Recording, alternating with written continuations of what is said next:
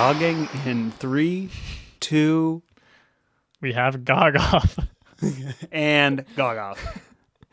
Gog off. Oh, Hello and welcome to Gameography. I'm Devin, and I'm Tim. and this is the podcast about video games and the people who make them. You know, I feel like we can't decide if it's video games or games and the people who video make I can't them. decide. I can't. It's hard. It's a hard choice. We've covered so many board games on this podcast. It's like, do we really want to cut them out? You know? Honestly, that's a good idea for a whole season, Devin. I mean, yeah. I feel like what is it? Hasbro? Is that one of them? Classic Who's person. that? Classic person. Yeah. The Monopoly Man. Yeah, let's do the Monopoly Man. Yeah, let's just do one episode for every like version of Monopoly. Oh wow. There's only like a few of those, right? There's not like one for every like type of like Devin, honestly, movie, cartoon, like this is a video game good thing. idea. They should make a Gameography Monopoly. Honestly, they probably have already started making it. Gogopoly. Gog off. Tim's really trying to get GOG going. I'm trying to get Gog off. He's trying to get his GOG off. Take your Gog off. Welcome to the podcast. If your GOG is on, just take it right off. You don't need that anymore because you got GOG in your ears. Yeah, Gog all over you now. We have a big show for you today. Oh yeah, this is just the beginning. We're talking about not a game even today. Yeah, a what? single measly game? What is this? Gameography? No way. No way. Welcome to Consoleography. Consoleopoly? Is that what you're saying? Consoleopoly. That probably exists too. Yeah. Yeah. Oh, Just like- actually, that's a great idea. You can like, You landed on Super Nintendo. yeah. Hey, guess what, listener? You landed on Super Nintendo. It doesn't matter what space you land on, you just pay Nintendo. Once again, just like real life Yeah. in this podcast. Because today we are covering the Super Famicom. Yes. As you may know it, the Super Nintendo. Why are you assuming that the audience is not Japanese? I mean, I really should assume that based on our ethnocentrism conversation in a previous I already episode. forgot about that. I just have to assume based on Don't worry, I'll cut this out. Should we just go to it? Go into the episode? Cut to the ethnocentrism segment Just, in a flashback. just cut to the credits of this episode. It's over. It's over, yeah. Yeah, it's all over. I was gonna say Wait, you already said console. I was gonna say show about consoles. It's not worth it. That's what we're doing right now, Tim. We're doing a show about a console. Welcome to Consoleography, the show about video consoles and the consoles who make them. Don't worry, I'll cut that out too. Are we just restarting? Yeah.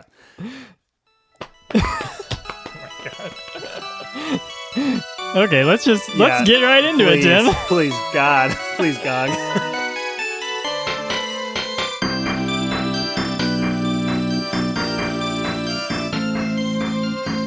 The SNES, as some people know it as, the old Super Nintendo, the old Super Famicom. You know what? Can we just right at the top here? Mm-hmm. I've always felt like there was this weirdness with like, am I allowed to say SNES?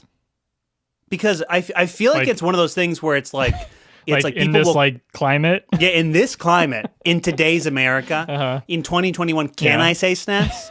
Because I feel like all my life I've been saying SNES because that's what it looks like, and you say NES. Yeah. But I feel like there's this thing where people will kind of subtly correct you and saying, "Oh, you mean the Super Nintendo?" You know what I'm talking about? I really don't. I never want to be that 'cause person. You're the person perpetrating this. What? Yeah, I'm calling you out live on the show. This is outrageous. This is a pure fabrication. You're truly one don't of think many. Have I really done that? I mean, no, but not at all. No, but you're one of the people that I think of who say Super Nintendo and who rarely say SNES. Really? I feel like I say SNES a lot. Yeah, maybe I'm wrong. I don't know. I just know that this. I is famously always said anything. that SNES makes SNES. Well, you did say that. Yeah. We're just making SNES here. Finally, you're making SNES. So now that you understand exactly what we're talking about, listener, the SNES was the 16-bit follow-up to the 8-bit Nintendo or Famicom. Doubled the bits. Much like this podcast so far. It was released in 1990 in Japan and 1991 in the United States. Wow. The interesting thing, I guess, about the background of the release of the Super Nintendo is that up until this point in our story, following old Shigi Miyamoto, there has been no real competitor to Nintendo. But in 1989, Sega released what was known as the Genesis. What is that? Is that a Sonic song? No. Then just think back to the intro. Let's get where it goes. To the intro of this podcast. The song. Where it's like, it starts out, the Gameography theme song is symbolic of the video game industry, where it starts out with, wah, wah, and then it goes, like the sound of Sonic. Is that the sound of Sonic? Break out your chili hot dogs, everybody, because now it's time for Sonic. Continue. Wait, what did I say? Yeah, it was released in 1989 in the United States. Okay. So 2 years before the Super Nintendo, and the Genesis. Oh wow. Was so basically what was going on was like the Nintendo was so popular that they were working on like a follow up, but they were like also kind of scared to release another one because then like they would have to get everyone to buy a new thing. Yeah, and basically. I mean, this is at a point where the idea of releasing a follow-up console or like an upgraded console wasn't a thing, right? I mean, it was because like there was consoles before the Nintendo, but it was like, it definitely. Did any of them like work in that kind of iterative style that they do now, where it's like everyone knows that eventually you'll get the next Nintendo console? I'm sure that was like kind of in people's mind. I mean, people just understand that like technology gets better, but I don't think it was like that was like an established pattern. People didn't know that back then. People were like, "This is." I do think there was people who were like, "This is just what video games are." Like, it's always. Yeah. But I guess there was like arcade games looked a lot better than like like Nintendo games, and so like kind of part of like Sega's whole thing was like. They could put those arcade games into the home, like in a more real way than you could do on like the Nintendo. And is it just me, or is the Genesis kind of like it was a big, especially if what people were used to was the NES, it's like that coming out next is a huge upgrade. Yeah, visually and like the music and everything. Yeah, no, I mean, it is a super upgrade. Foreshadowing. So this is how the infamous console war started. Basically, Nintendo thought that they were like, sure, Sega can release a thing, whatever. Sure. Sega was like a much smaller company than Nintendo also at the time. Like they had like a a competitor to the Nintendo, but like it didn't really like nobody bought it for the most part. Oh, really? What was that? What? Let's see. But the Master System? Yeah. I've heard of that, yeah. Yeah, the Sega Master System, yeah. And was that, like, technologically similar to the NES? Yeah. Okay. Yeah. It was also an 8-bit. But I think they only ever got, like, 10% of, like, the market share compared to Nintendo. So Nintendo was like, sure, they can do that. Yeah. Like, they're not going to beat us. I mean, old Shiggy, he must have gotten a little big for his britches at this point, kind of, conquering the world. Yeah. I do wonder what like he thought about all of this. I feel like there's not a lot of information about that, but like definitely I think Nintendo just as a whole as a company was like that's fine, whatever. The Sega Genesis was not like selling that well at first. But like kind of like slowly like kind of got some steam going, so that by the time the Super Nintendo actually came out, there was like a bunch of games for the Sega Genesis, and there was only like when the Super Nintendo came out, there was only like 2 games or something. Like there's only like a few games. Yeah. So it was like kind of a tough sell. Also, Sega, I'm sure people have seen. I'm sure you've seen these where like they have like the famous ads of like Sega does what Nintendo don't. Oh yeah, I've seen that. Yeah. Yeah, they like specifically like just went after Nintendo. Yeah. And I've also it was in that high score show that I mentioned at the beginning of the podcast, where they talk. There's a whole episode about the rise of Sega, what you're talking about, and it's like a big part of it was that they targeted teens and kind of framed Nintendo, like as a kid framed console, and then the Genesis as for older kids. Yeah, for sure. Teens for short. Yeah, older kids, teens for short. Yeah. So Nintendo, like I said, they're worried about their original like customer base, and they were also so they were worried about like the Sega and like them losing like those older kids, but then also their original plan was to make it backwards compatible, so that if you bought a Super Nintendo, you could play original Nintendo games on it. Wow. Why didn't they do that? That would have been awesome. The reason they didn't do it is because it was it would have made it a lot more expensive. Oh, it turns out but that was like the original plan. It would have made it like added. I mean, that's the reason that all of the game companies forever have not really always done that. Yeah. Especially because of the cartridges. I'm sure that they were like different physically. Exactly. So. Yeah. So in 1990, though, a crazy thing about there's not a lot about like the making of the Super Nintendo, but for the release of the Super Nintendo in Japan, it is pretty crazy because it was like obviously very highly anticipated, and they didn't have. It's kind of like I think it was probably like the earliest example of like what we're used to now of like when new consoles come out, you know, where like there was like they like sold them before they even came out and everything. Like I don't think that was really a thing, you know, of course, back then with like products in general. Yeah. But then also it was just like they didn't have that many, and they also had been like, I don't know, there was a rumor that Yakuza were going to steal them. So they like did this like midnight shipment like thing in Japan where like not like very few people in the company knew like when they were going to be shipped out and stuff, and they literally like shipped them out during night so that like they would get to like where they needed to go safely. Cool. So then it would be another year or so before it came out in the United States, and it was redesigned to be that lovely gray and purple. Just quick note: which color design do you prefer personally, Devin? I mean, I have obviously a lot of nostalgia for like the Super Nintendo. Yeah. But I do think like I just feel like the like Japanese ones always looked better. Like they just look like cool, whereas like like the ones that we got look like they just look like kind of like crappy like 80s things. Yeah. I just think of like the buttons on the controllers. Like I definitely prefer the Famicom. Like because it's like the more different colors. Yeah, like it's rainbow colored, whereas the SNES is just like purple. Yeah, it's boring. Tim, I've sent you an image in the chat, which we will post on our Twitter at Gameography Pod. At Gameography Pod on Twitter. So they redesigned it, obviously, like I was saying. Ooh. These were a couple of the early.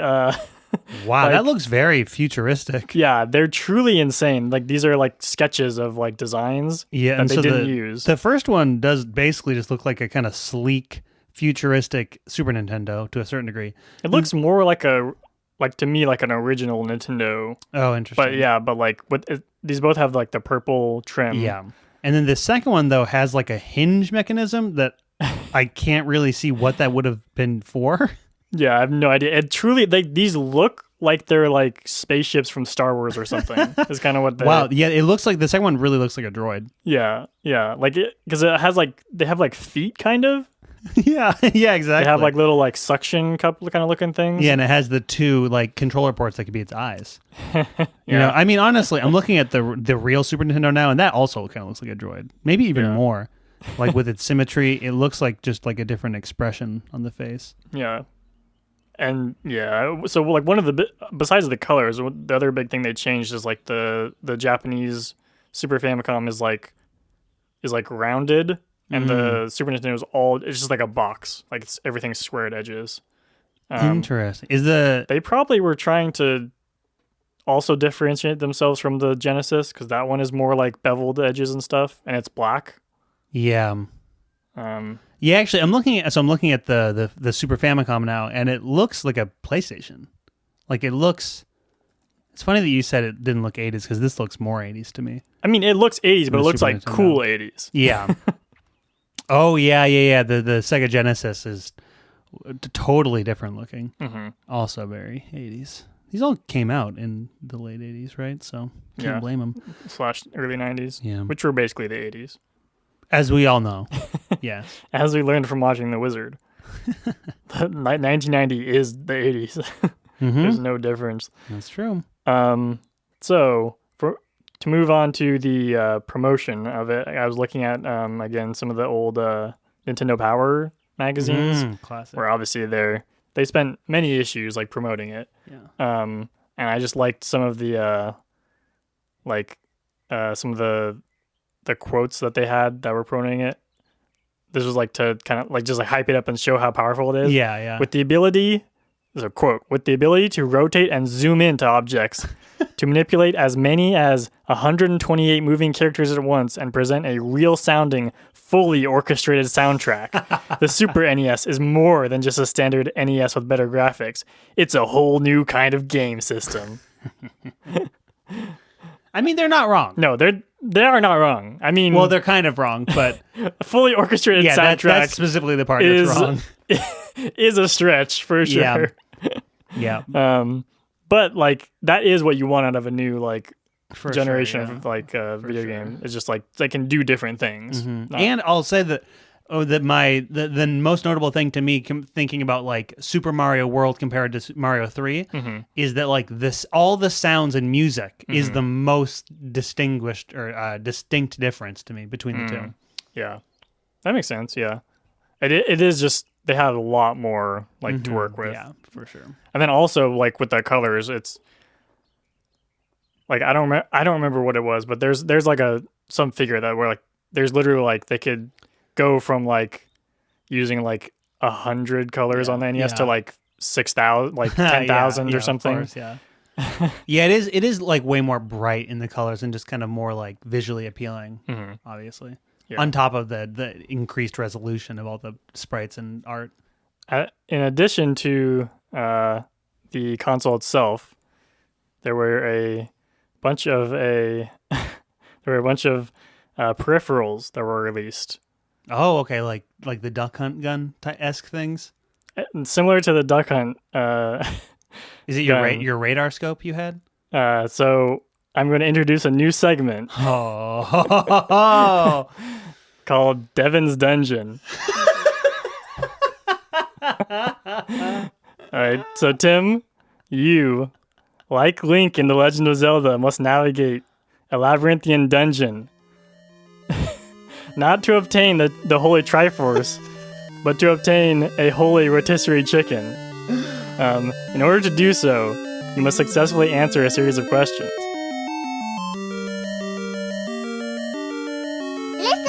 You have 3 hearts, so that means you can get 3 questions wrong. Oh my gosh! Wow, I did not know this was going to happen. So the questions for this time of through Devin's Dungeon, we'll see if it's the last time or if this is a recurring thing. You must. I'm going to tell you the name of something, and you tell me if it's a Super Nintendo peripheral or if it's a made-for-TV product. Are you ready? Do you understand? Okay, I understand my rules as they've been presented to me. All right. Number 1, the Super Scope. It's either a peripheral or a made-for-TV product. Wow, this is tough. This is tough because I'm thinking back to the radar scope. You don't wait, or is that the name of that game? That's a peripheral. You are correct. Wow. That is like the big like bazooka thing that I was like talking about that I had. Wow. I almost got that wrong because I was misremembering what it was called. Yeah, Radar Scope is one of those like arcade games. Yeah. Okay. Number 2. Euro Club.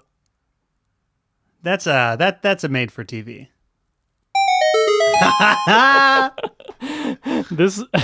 This is a hollow golf club that you can pee into while golfing.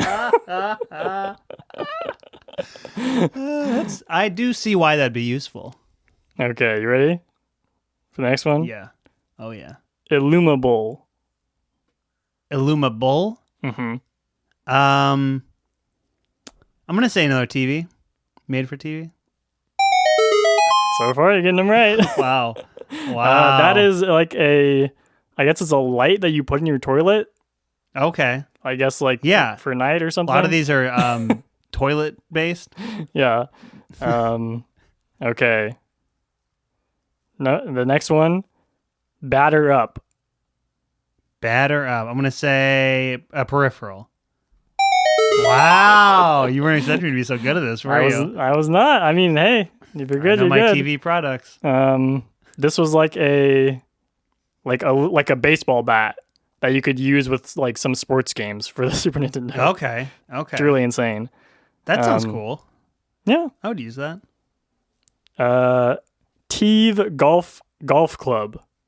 Teve Golf Club. Yes. Made for TV.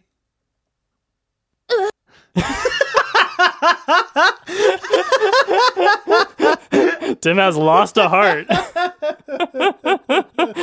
That is a golf club peripheral for the Super Nintendo.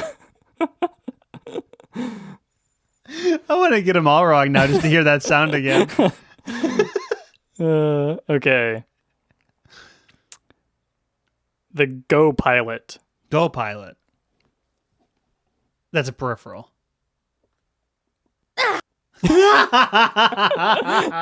Lost another heart. Oh no. That is a portable urinal.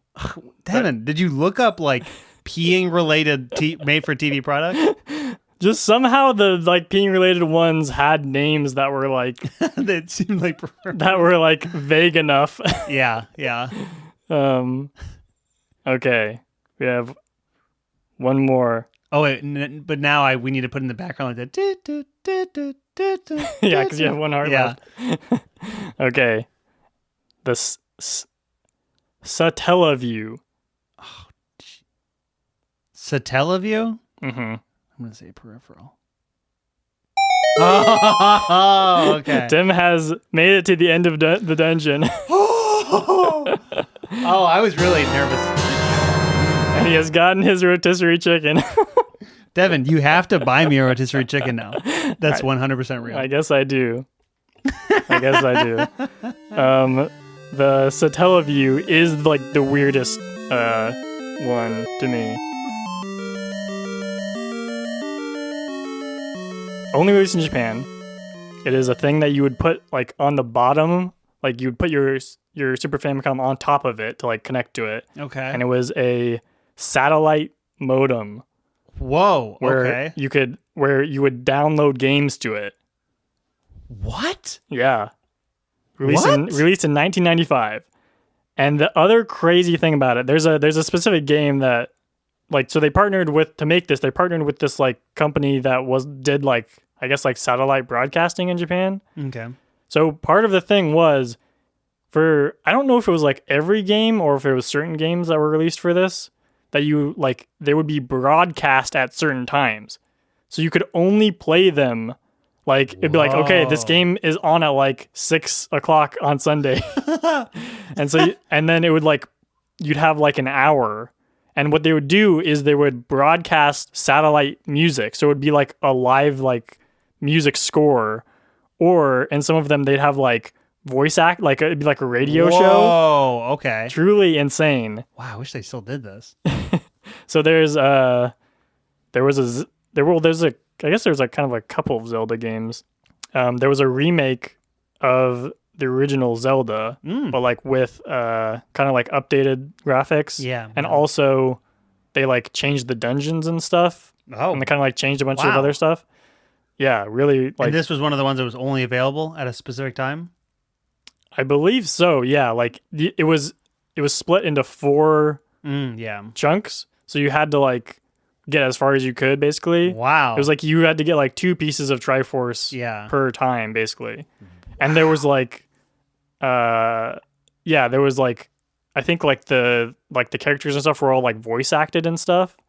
That's insane. Truly insane. Is that playable anywhere? I want to play that. So basically all of these games they're not playable in the way that they were, I guess, like cuz like they've never released any they've never re-released any of this stuff, and the only like recordings of like the actual like full thing are like from like a couple of people who like happen to just like record their TV on VCR when they're playing it. There have been like sort of like fan like I don't know where they even got the file. Like I think probably because like the game parts of the game would be downloaded. Yeah, that makes sense. So you could get it, but then like the audio and all that stuff was just like streamed. So there's no way of like storing that. There's another one called The Legend of Zelda Ancient Stone Tablets, which was like made for this, and it's like a similar thing where like the same as what I was saying, but it's like in chunks. It'd be in chunks. It was like 4 episodes again, but it was like a new story basically.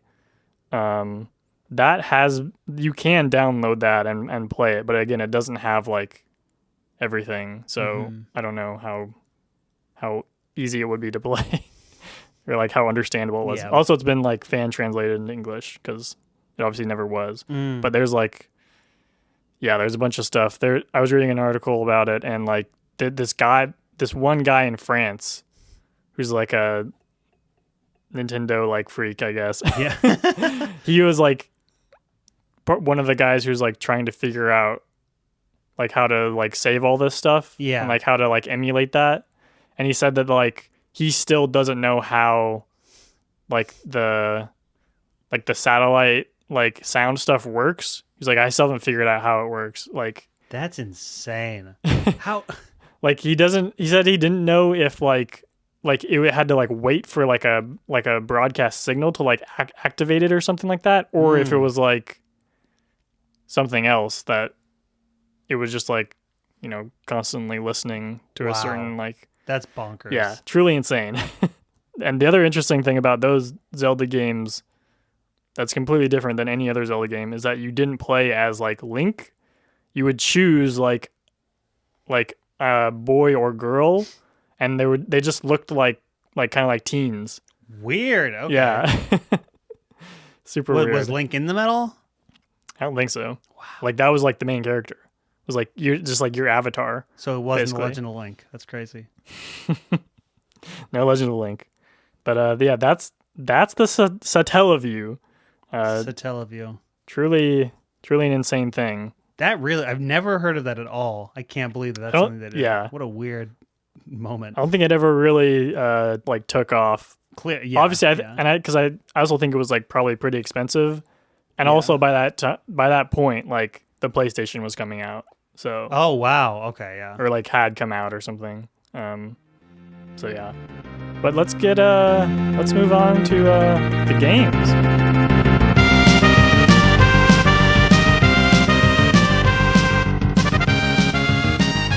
So, the 2 games that were like they launched the Super Nintendo with were F-Zero and Super Mario World.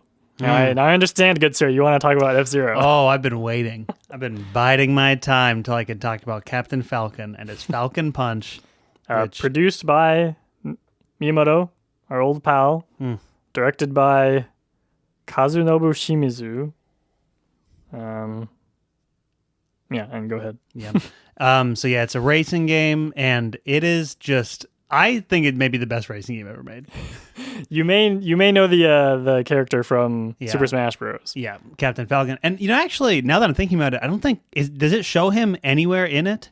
Like, I really don't know. I don't think that he's at all a part of it. Like, I don't know if I've ever like beaten like a tournament or whatever. Mm-hmm. Like, do they like? Is it like? Do they do like Mario Kart style, where like at the end they're like standing on top of that? Maybe they do. I'm not actually sure. Yeah. Otherwise, it's like yeah. You don't see him at all. Like, you don't see him when you're racing or picking your. You can pick the different cars, but it's but it's like they don't. Do they even like reference him?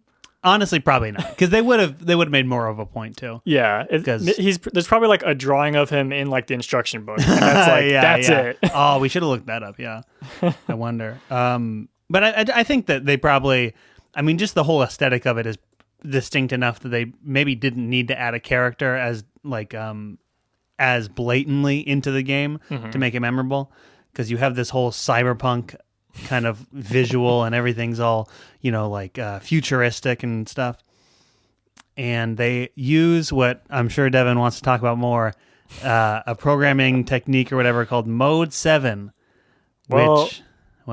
Yeah, this is like, I feel like F-Zero is like their, even like more so than like Super Mario World, is like, check out this. Like, look how like insane this looks. And I mean, because it's like through Mode 7, it's essentially fake 3D. Oh, okay, yeah. They've got his head. In the instruction manual, you can see some pictures of people, and you see distinctly Falcon Punch's head. Falcon head. But it looks 3D. So if I were like a teen in the in 1989 or in 1889. Oh, there he is. Okay, there is a picture of him standing. Captain Falcon from Port Town, age unknown. Parentheses, rumored to be in his early 30s. Besides being an accomplished F-Zero pilot, he is a renowned and talented bounty hunter. Oh, so that never gets mentioned in any of the games. I don't know. Or, maybe that explains his appearance in Smash. He's trying to capture Pikachu for his crimes. Yeah. Pikachu's wanted all across the Pikachu knows land. what he's done. He's wow. There's a comic. Oh, wow. In the instruction booklet that stars Captain Falcon. Wow, I wish they put any of this into the game. Maybe it... It's really crazy. I mean, I haven't actually played the like Nintendo 64 F-Zero. I've been meaning to, but it's so disappointing that this franchise never took off, because I think it's so fun. And it's like, is it because they just didn't have enough like memorable stuff in? It's just you're racing the cars. I don't know. Yeah, I feel like I haven't played any of like the other ones either, but I feel like they probably just didn't like live up. Like they didn't really like improve it. Probably. I've heard that the 64 one is awesome. Oh, really? But I don't know. Maybe it just wasn't.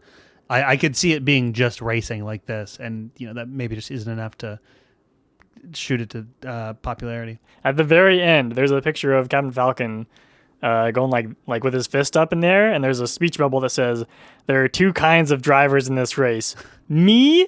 In bold, and the losers. Classic CF. Oh man, what a guy! Yeah. But yeah, this game's great, and I have a theory about it that I want to put forward. Not a huge theory, just a little game theory. I think that this is Cyberpunk NASCAR. It's like a really short NASCAR race. I mean, yeah. Like, whereas, Mario Kart is distinctly, go-karts. This is NASCAR, not like drag racing or any other kind of racing. It is like, compared to Mario Kart, I feel like you do more laps, right? Like you do like 6 laps or something. Significantly more. Yeah. And you're constantly lapping cars and stuff. Yeah. Oh, man. Yeah. I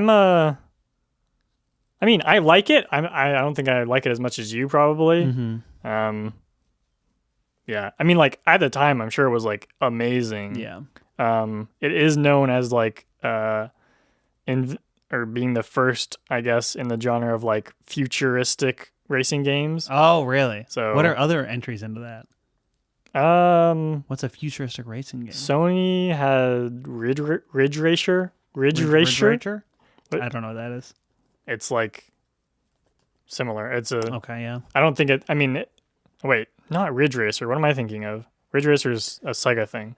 There's one that's like from PlayStation. I don't know. I don't remember what it's called. But interesting. Yeah, but it's like future, like it's like hover cars and stuff. I could see that. Sounds fun. Yeah. I'll play more of those. Okay. Is there anything interesting to say about Mode 7? I feel like no. It's like pseudo 3D. Yeah, it's but like, I mean, I just think it's interesting that it's like you see that in a lot of these games on the console. I mean, all my games I'm talking about had it in them to some degree, and really, yeah, like Yoshi's Island has it in it just a little bit. Wow. In like certain objects and stuff, and I mean, Nintendo was essentially like doing 3D just in a very not real way. Because F-Zero effectively functions like a 3D game. It just doesn't look quite 3D in the way that it's not like actually rendered in 3D, but you're actually playing it in 3 dimensions. Right, but I guess like there's a distinction in my mind between like games that you can like this where it's like it kind of seems like it's 3D, but then games where you can like move the camera around. Yeah, or like sure. Look in any direction, kind of. Yeah. But yes.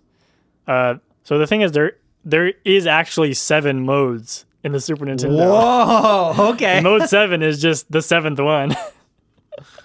And they're like different, like, I don't understand it, but it's like different like configurations or something that like the games could like access. Okay. So basically it was like you would be like trading off like the number of like colors and like stuff like that you could have versus like I don't know, the other ones are just seem like a bunch of just different like variations on that, but Mode 7 is like has the least amount of colors and the least like resolution, I think, but you could like rotate everything on like axes and stuff and like enlarge stuff and shrink it and stuff like it's 3D. So that's like how they get that effect. Interesting. Yeah. Pretty weird stuff. Oh, so the other one that from the early ones is Pilot Wings. That like is the same thing. It's like the same effect basically. Yeah. But like flying. Yeah. And then the like parachuting guy or whatever. Oh yeah. Do you have anything to say about Pilot Wings? I feel like I've only played it that one time here like 2 years ago. Yeah, we played it together one time and it was it was a fun time. I did not enjoy that game at all. Yeah, we didn't even try like the flying planes part, did we? Did we? I think we only did the diving thing.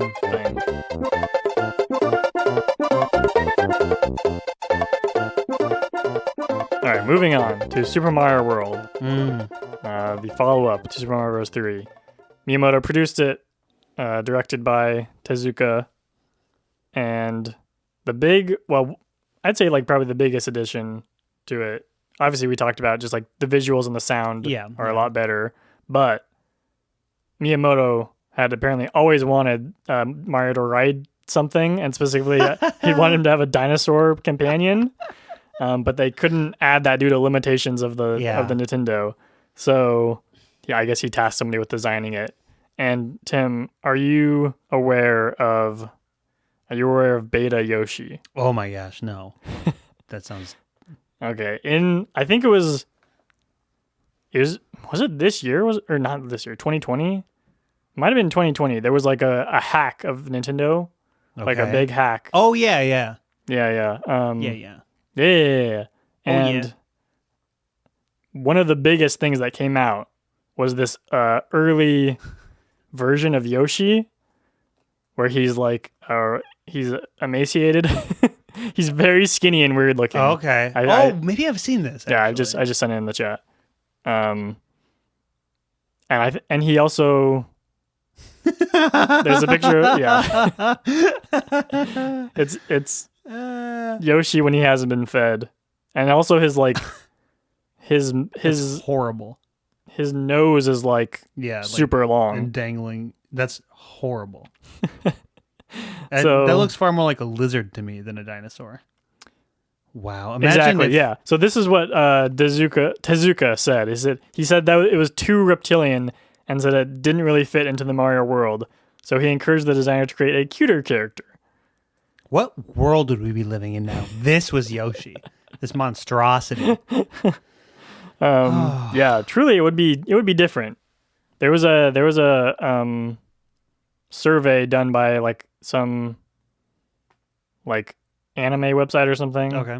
in Japan of like Japanese Sure. people's favorite characters, and Yoshi was number 3. Wow. That So- makes a lot of sense to me. I mean, yeah, because I mean, they Yoshi's really great. Yeah, and they really nailed it. I find it significant that he's among the least changed. I feel like of characters over the the way he appears in Super Mario World is like very similar to how he is now. Yeah. And then by Yoshi's Island, it's like all of his little things that he does is like that's how yeah. Yoshi's always been. He doesn't need to change. He's perfect. Yoshi, you're perfect. Tezuka speculated that Miyamoto's love of horse riding, as well as country and Western themes, influenced Yoshi's creation. We really don't talk enough about how weird Miyamoto is. Like how many weird little hobbies he has. Playing the banjo or whatever. Yeah. You know, I was going to send this to you. This last week, I watched some late night clips of him from the last couple of years, and there was one where he's on Jimmy Fallon and he plays the Mario theme with the Roots, like he's on guitar. Oh, I think I've seen that. Either I watched it or I like saw it like recommended or something. Yeah. And there's also So crazy. another clip where he When is that from? it's in the last 5 years. Oh wow, okay. And there's another one where it's like a backstage little video where they just hand him objects and he tries to guess the size of them. You know, like his hobby of guessing the length of things, and he gets it pretty close. Yeah. He's truly an insane person. So what are your thoughts on Super Mario World? I know what the answer is, unless you had more to say. It's the greatest game ever made. No, it's but it is I think the best like 2D Zelda or 2D Mario. That's a crazy theory. Super Mario World is the best 2D Zelda. Think about it. You go into castles. Think about it. Zelda's there. Yoshi's there. Yoshi, my favorite Zelda character. Green. I don't think it's that good. You're insane. I haven't played it all, like really barely any of it. I just played those first few levels, but so clearly my opinion is not valid here. Those first levels are great though. I don't Yoshi? get it. It's like I love the presentation, the music, the sounds, and the visuals are phenomenal, obviously. And the movement of Mario is pretty solid. I like it, but it's like it feels very, very close in all functional ways to Mario 3. Like it has all the goodness of Mario 3, everything I like about that as opposed to the first two. It's like it has that. It doesn't really add that much to them at least in those first like 3 levels I played. And then it's just I don't like riding Yoshi. Wow. I don't get it. It's like I feel like it breaks the game where you have infinite hits where you just have to get back on Yoshi, and it's like it almost like ruins. So you played the effect of Mario. 3 easiest levels. Yeah, and in a series that you famously think is too hard. Yeah, and your problem was it was too easy. I don't know. I just don't get it. It's of all the Marios we played, it's the one that I just find the least joy in. Wow. Other than maybe Mario 2. Wow. Doki Doki. You're wrong. I accept that. I'm fine with that. I mean, yeah, like, no, Yoshi isn't the reason that it's like the best. I mean, Yoshi is great. Mm-hmm. I like that Yoshi's in it. It's just playing. But like Yoshi has cool stuff of like, first of all, there's different color Yoshis and they all have different powers. Okay, that's but pretty green compelling. Yoshi can like get all of the other Yoshi's powers depending on what he eats.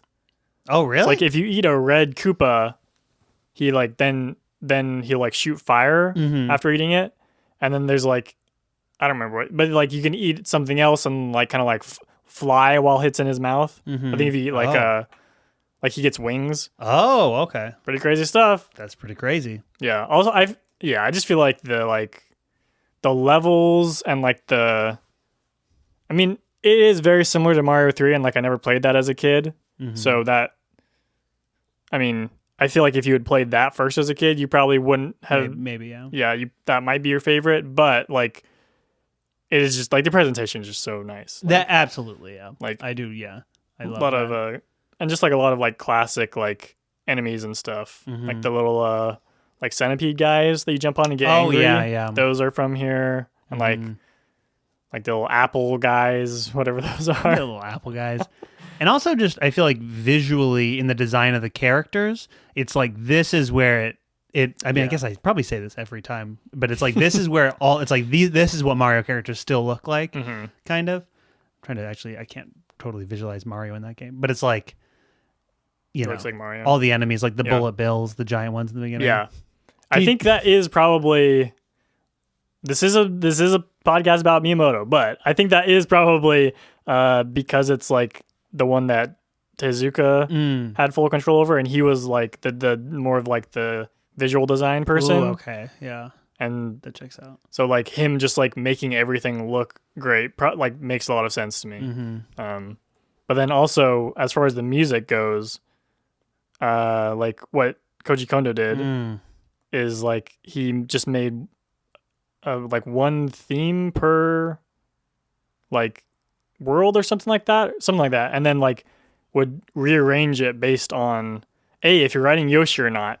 The arrangement changes, obviously. The way that works is phenomenal. Yeah, it's just so great. As the percussion, and then just like the different types of also like underground ones. It's like the same melody, but it rearranged different, so it sounds like a different song. That's cool. Yeah, that was like his like idea, and also apparently he was worried about making it sound more like it's like real instruments playing stuff, because he was like, I think he was like, people have gotten used to it sounding just like beep boop beep. He says he was concerned over how people would react to his unusual combination of instruments compared to the more traditional square and triangle waves that they've been using. And these are all samples, right? I mean, I don't know. I guess. Okay. I mean, it's like MIDI, right? Yeah. Well, I think they had always been MIDI. Well, right. I guess in the first ones it might not have actually been MIDI, but a program similar to that. Yeah. Or a programming language or whatever. But I do. Oh man, see, I don't actually know this. I didn't research this, but I think I've just always thought I've always known that it's like they use samples in there, which is the same as in Mario or in the Nintendo 64. Where the games will come preloaded with the sound font, which is just like one sample for every sound, and then it pitches the sample. Okay. And of course, that makes it very unexpressive because it's like just. The classic sound of like a bad MIDI imitation of a real instrument. That's what that is. And so it makes it still sound pretty video gamey, but also that might be wrong. I don't know.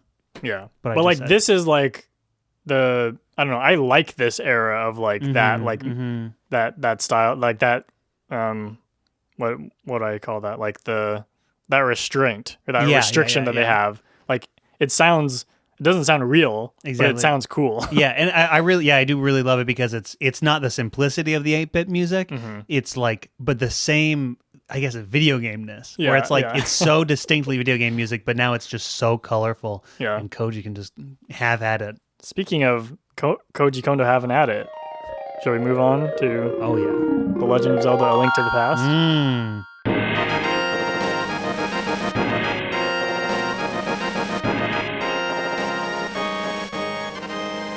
The same team that just made Super Mario World. Let's see, when did Zelda come out? Came out the next year. Wow, that's crazy. Because weren't they working on it around the same time? Probably, yeah. They like started working on Super Mario World pretty much like after Super Mario 3, I think. Oh, okay, yeah. I think, but it just took them a while to like because they first were just trying to figure out like what they could do on the Super Nintendo. Yeah.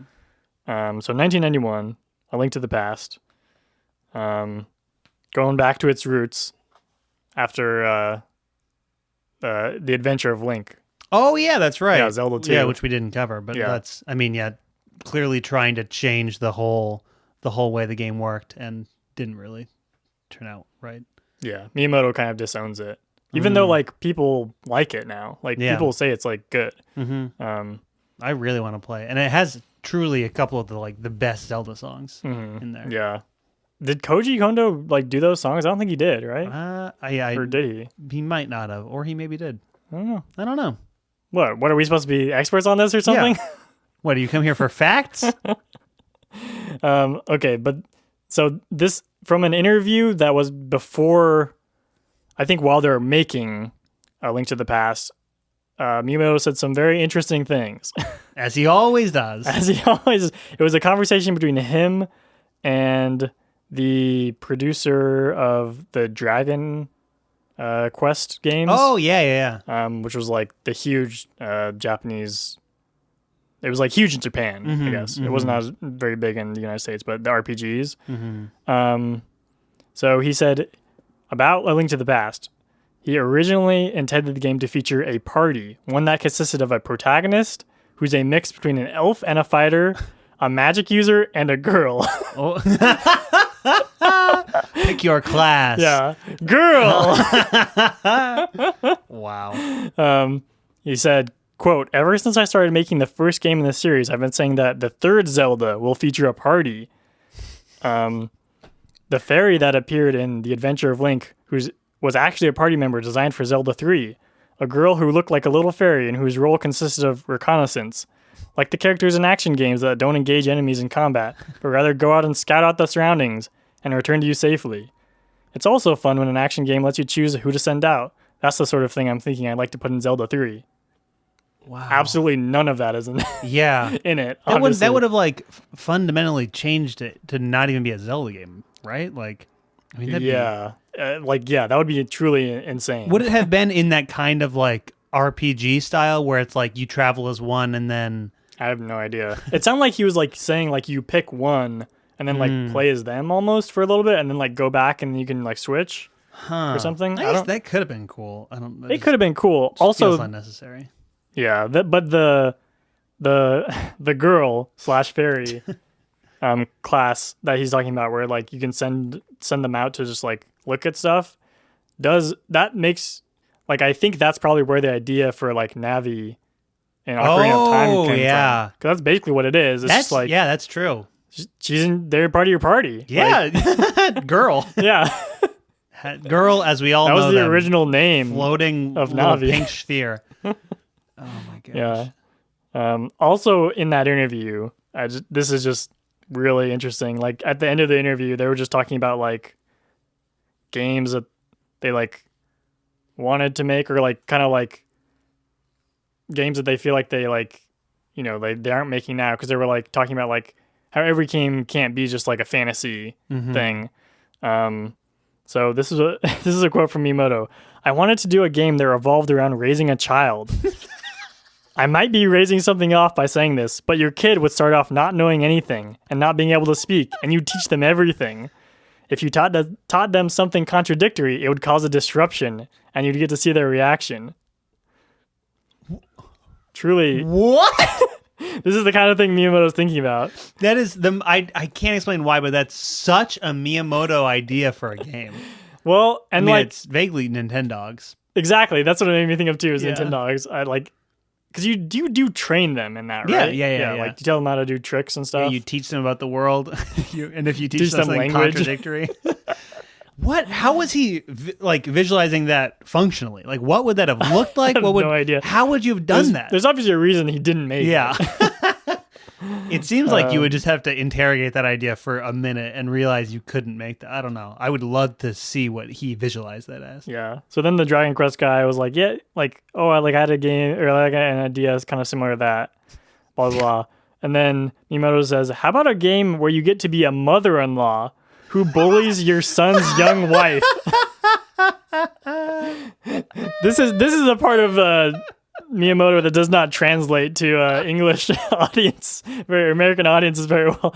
It's like such an that's like a thing, I guess, in like Japan. Yeah, because of intergenerational like families living together and stuff. Yeah. I mean, that's kind of that's a relatable concept, I think, in the West as well. The idea of a mother-in-law bullying you, right? Like, isn't that kind of in popular culture? I think it's a lot more of a thing where it's like who's like in charge of like the household. Kind of thing. Oh well, yeah. Okay. He says it'd be like in Star of the Giants, which is I guess like a manga. Okay.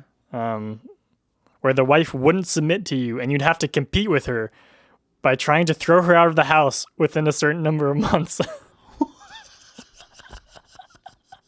I can't tell because it's just text. Like, was he like kind of joking when he says sounds this? like he might have been, but also judging by the last thing he said, like, maybe that was a real concept. That would have been great. I think we missed out on this whole world of like lifelike Sims made by Miyamoto. Mm-hmm. Yeah, they kind of talk about, or like the Dragon Quest guy kind of says something that's like, oh, that's like The Sims, where he's like, it'd be cool if you could make like a game where it's just like you're just kind of like watching, like it's like you're just kind of like God, and you can like move people around and stuff. Yeah, I mean that that makes sense why anyone could have thought of that. Yeah, the Sims guy was just the first person to. Season on that guy, Devin, where we play all the Sims games. He made other stuff too. Yeah, like Alien Sims. Yeah, Alien Sims, City Sims, Herb Sims,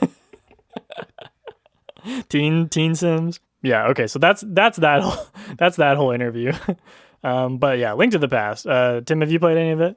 Yeah, I played. Gosh, when was it? I think after I beat Breath of the Wild for the first time, I tried that out. Wow. And I really didn't get far. I played it probably for like an hour at the beginning. You know, I got Zelda back, and then I was like, okay, I'll play this again. And I never did. No. And I would like to go back now, having enjoyed the first Zelda so much, because I think that I just couldn't get past the weirdness of like the combat of like being you have to get so close, and the moving around in 4 directions. Yeah.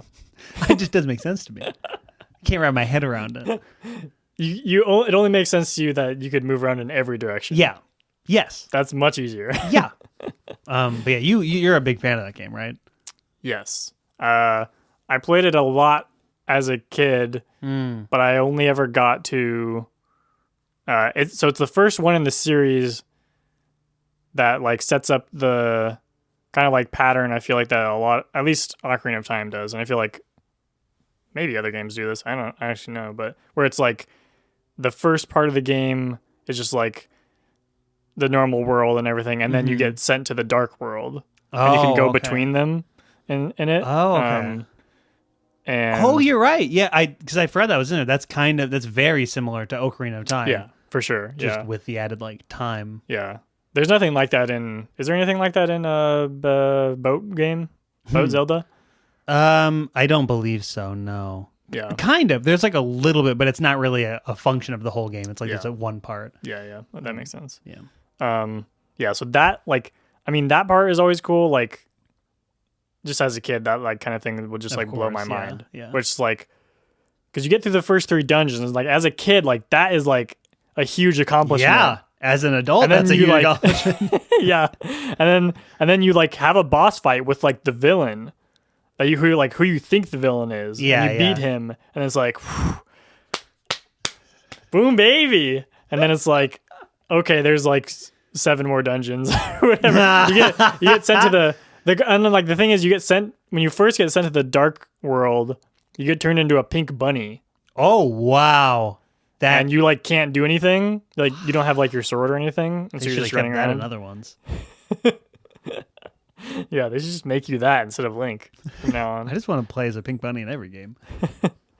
Um, Yeah, it is insane because we've been playing through Ocarina of Time to prepare for like a month from now when that episode's going to happen. Yeah. And I keep on thinking about how it's so weird that it's like you play for potentially a long time before you get to what is like arguably the real game, where it's like this whole kids section is like what's that called? Prologue?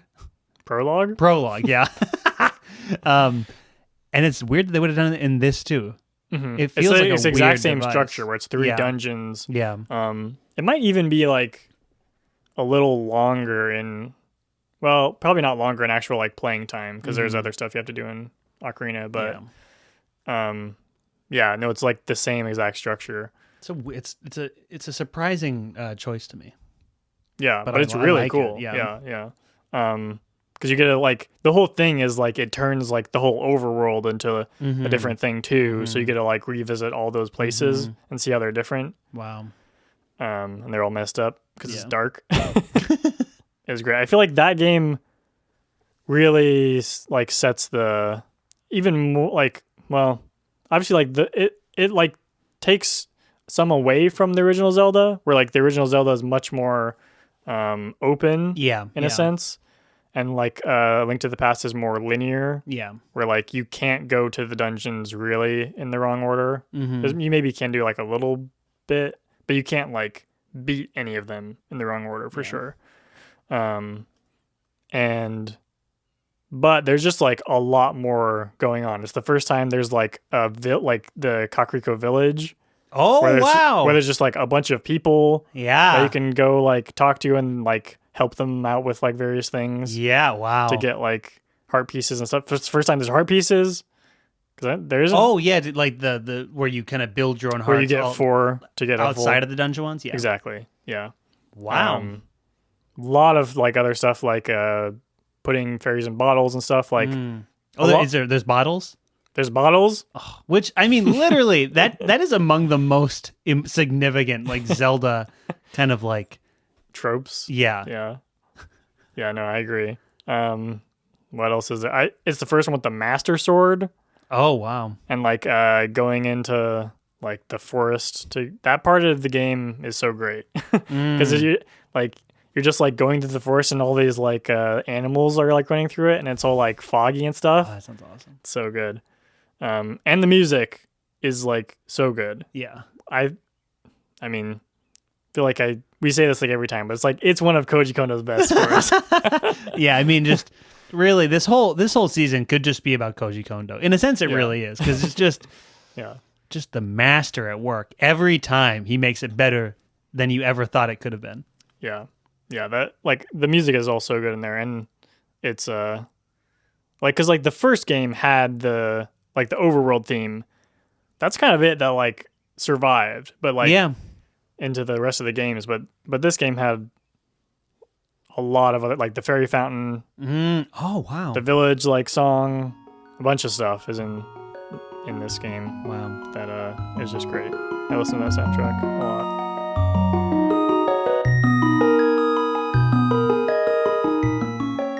All right, so we're gonna take a little break. You're gonna hear about the rest of the Super Nintendo games that we're talking about. That's Star Fox, Yoshi's Island, and we're also gonna talk about the Game Boy a little bit next episode.